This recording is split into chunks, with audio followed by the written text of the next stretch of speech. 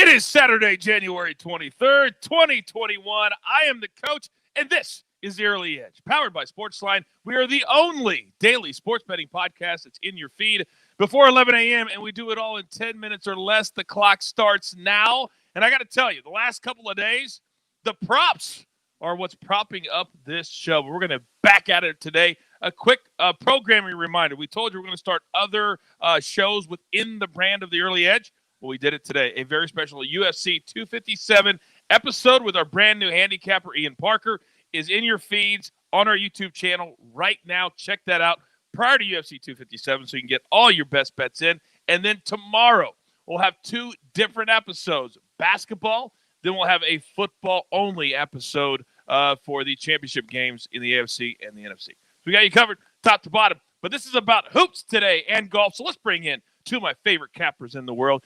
Oh, look at Chief. So well-behaved introductions. M Squared, good morning. Good morning, Coach. Chief is really fired up for golf. I think it's really about Rick. Whenever Rick is on, I let Chief know ahead of time Rick's going to be on, and the guy is just absolutely excited every time.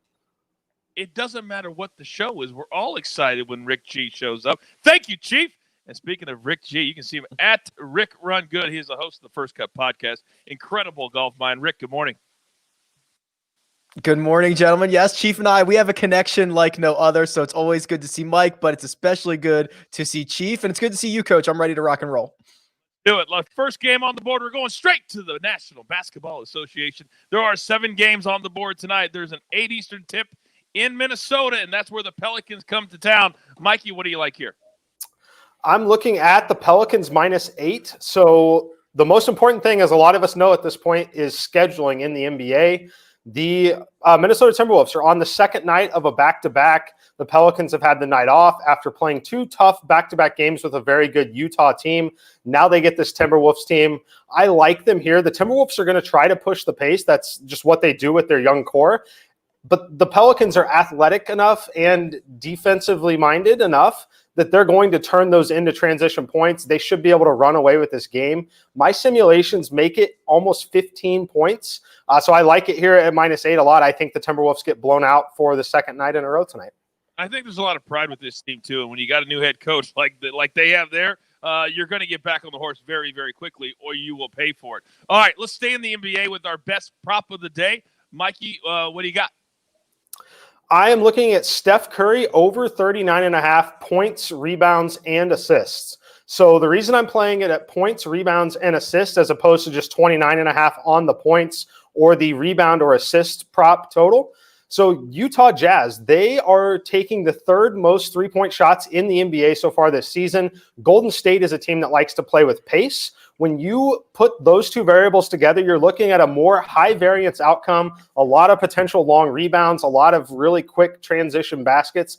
Those are going to be critical for Steph Curry, not only for scoring, but for long rebounds, which he's very good at, and picking up extra assists. So my median number on this game for Steph Curry is 42.5. And then another thing to consider when you look at a player prop like this, you need to consider the player's true range of outcomes. Steph Curry's range of outcomes, like a 40-point game, 39.5, a 40-point game, he is very live to get to that number without recording a single rebound or assist. So that's one situation where I'm more likely to invest in something like that with a player like Steph Curry. That's exactly the question I want to ask you, so thank you for answering that. There's a lot of great information right there on how you get to this number and your values. By the way, that's a 9 Eastern tip in Salt Lake City. All right, let's turn our attention now to round 3 of the American Express Championship. And I tell you what, Rick, as we bring you in now, this has been a crazy first 2 days. Sun JM at the top at -11. There's a lot of people taking an absolute bath with their picks so far, but we've got to look at matchups for round 3, and I know there's several that you like. Yeah, and before we even jump into the 3 matchups that I've identified, Coach, I mean, this round-by-round matchup betting for golf has been one of the most exploitable ways to bet golf over the past couple of years because we have data from the tournament. We can see the stats, and, you know, there's a lot of volatility in this, so bookmakers are not so good at setting lines. So I'm starting here with Gary Woodland over Cameron Davis, and Gary Woodland over the first 2 rounds of this event, he's been on the wrong end of the draw. He He played the most difficult course on both of each of the first 2 days, and he's still 6 under par. He's still in a tie for 26th, and it's Cameron Davis who lost nearly 2 strokes from tee to green yesterday in the second round. He's been relying on the putter. That usually regresses back to the mean. I think Gary Woodland beats Cameron Davis in my first head-to-head matchup. In my second head-to-head matchup, you're going to see a trend here. It's Siwoo Kim over Brian Harman. Siwoo's been phenomenal as a ball striker over the years. He's one of the more volatile golfers, but when he gets it going in the right direction, things tend to pan out. Siwoo gained 3.18 strokes gained from tee to green on Thursday at the stadium course. Brian Harman played that same course on Friday, was reliant on the putter. Again, that's the trend. Guys that putted it well, that were very over expectation with that flat stick, you expect that to come back to the mean. And then finally, Francesco Molinari over Max Homa is my final matchup. Similar story here. Homa opens up with a 66 on Thursday. He loses strokes from tee to green on Friday. You look at what Francesco Molinari has been doing. Excellent with his irons. He's gaining strokes in all categories. He's much more solid. So for me, it's Molinari over Homa, and those are my 3 matchups for round 3. I wrote down Max Homa this morning, and next to his name, I wrote fade in all capital letters. I love that pick.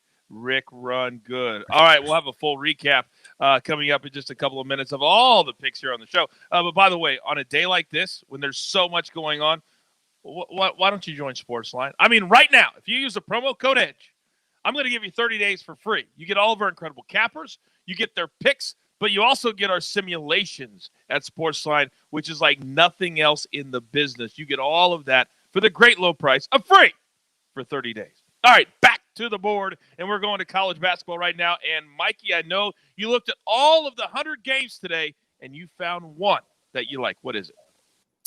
I did. I'm looking at the Baylor Bears here. I like the -8.5 against Oklahoma State. I know they're on the road, but this Baylor team has been so good this season. 10-3 against the spread, 6-1 against the spread on the road. I know some of you might have a bad taste in your mouth after the ridiculous cover that they blew last game out when Kansas hit the half-court shot at the end of the game. That's not going to happen again here in this spot. They're going to dictate the pace of this game, which is ultimately going to lead to them winning. The guard play is just simply too good for the Baylor Bears. I know that many people shy away from almost double-digit spreads in conference play, but the Baylor team here is just simply superior in literally every single metric, and it's going to come down to the guard play. They're going to pull away. They're going to continue their 6-1 streak against the spread on the road. So give me Baylor -8.5. My simulations make it -10.8. So I'm comfortable playing it up to -10. You know, I'm a huge Kansas fan, and all of my friends were texting me after that game against Baylor. They're like, how come everybody on social media is upset? Baylor still won the game. I said it was one of the worst bad beats you're ever going to see in basketball. As you mentioned, a half-court shot at the buzzer to cover by a half a point. It was nuts. All right, grab your paper, grab your pencil. It's time to write down our recap.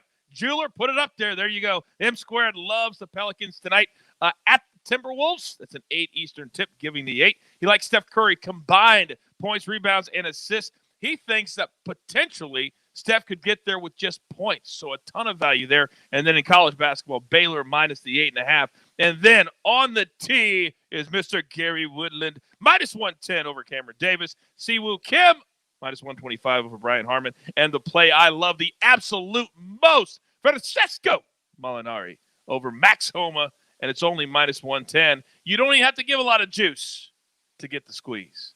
All right, you have your marching orders. Let's take all these tickets straight to the pay window. And don't forget about our UFC 257 preview that's in your feeds right now. For M Squared, for Rick Run Good, for the Jeweler, and Chief, I am the coach. This is the only place, and we love doing it just for you, for your daily early edge. Good luck.